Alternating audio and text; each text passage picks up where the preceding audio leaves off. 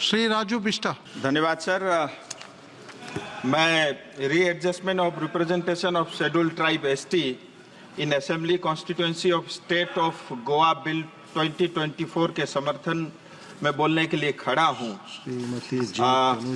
Sir, इस bill के बारे में काफी चर्चा हो चुकी है और अगर समय रहेगा तो विस्तार से मैं भी अंत में विषय रखूंगा, लेकिन उससे पहले मैं सीधा अपने क्षेत्र यानी दार्जिलिंग तराई डूवर्स की बात रखना चाहता हूं। सर, कल ही हम सब ने देखा कि संविधान को 75 वर्ष पूरे हुए हैं और संविधान के कारण समस्त भारत में हर एक समुदाय को जो है न्याय मिला है, लेकिन गोरखाओं का इतना कंट्रीब्यूशन होते हुए भी 75 साल से ज्यादा समय हो गया देश को आजाद हुए, लेकिन आज भी गोरखाओं को वो न्याय जो सम्मान उनको मिलना चाहिए था वो आज तक प्राप्त नहीं हुआ। और ये जो देरी हो रही, मैं ऐसा मानता हूँ न्याय के बजाय उनके साथ अन्याय हो रहा है। मैं थोड़ा हिस्ट्री में जाना चाहूंगा। सर, ब्रिटिश काल के अंदर में भी जो दार्जिलिंग तराई डूवर्स का क्षेत्र होता था वो अलग अलग एडमिनिस्ट्रेटिव रिजिम के तहत होता था।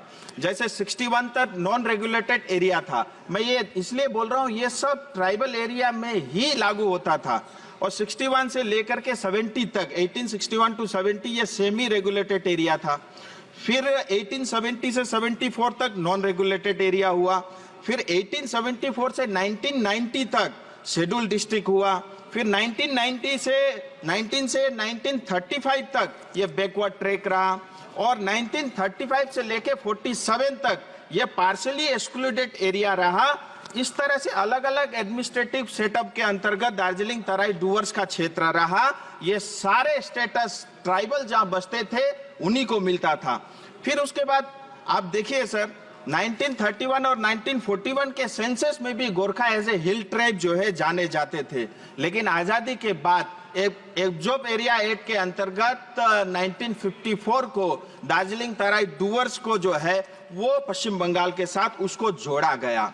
और उसके बाद धीरे धीरे जैसे अलग अलग 18 सब ट्राइब होते थे, उसमें से जो है 7 अलग अलग सब ट्राइब जिसमें शेरपा, भूटिया, लेपचा, धुपका, योल्मो, तामांग और लिंबू को एसटी का दर्जा प्राप्त हुआ। लेकिन आज भी 11 उपजातियां गुरुंग, भुजेल, मगर, नेवार, जोगी, खास, राई, सुनवार, थामी, याखा, धीमाल अभी भी छूटे हुए हैं। और फिर मैं एक बात आपको कहना चाहूंगा सर, यहाँ हमारे यहाँ डेमोग्राफी बहुत तेजी से चेंज हो रहा है। इलीगल जो है बांग्लादेशी आते हैं, रोहिंग्या आने के कारण हमारा जंगल, हमारा पहाड़ और हमारी संस्कृति और यहाँ तक कि हमारी वेशभूषाओं के ऊपर में भी इसका असर पड़ा है और इसके कारण जो है अनेक कुरीतियां जो है समाज के अंदर में देखी जा रही है। आरजीआई ने भी 2-3 टिप्पणी की उनके पत्राचार में। मैं आपके माध्यम से आरजीआई और सरकार से भी पूछना चाहता हूं। आरजीआई कई बार ये कहता है कि नेपाल और भारत का इंडो नेपाल फ्रेंडशिप ट्रीटी है जिसके अंतर्गत रेसिप्रोकल है, यहाँ भी आ सकते हैं, वहां भी जा सकते हैं।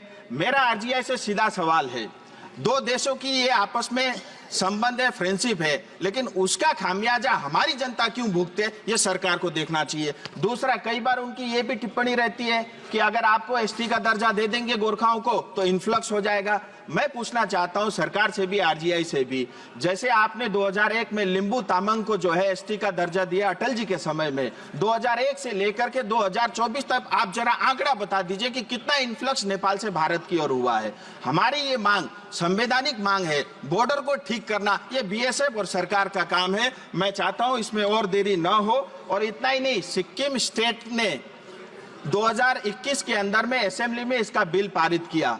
2014 में पश्चिम बंगाल सरकार ने भी इसको इंक्लूड करने के लिए जो है एक प्रस्ताव पारित करके भारत सरकार को भेजा है। मोदी जी के नेतृत्व में 3 अलग अलग कमिटियां इसके अंदर इसको एसटी का दर्जा देने के लिए गठित हुई है और उसमें भी जो उनकी टिप्पणियां हैं वो भी इस चीज को सपोर्ट करती है।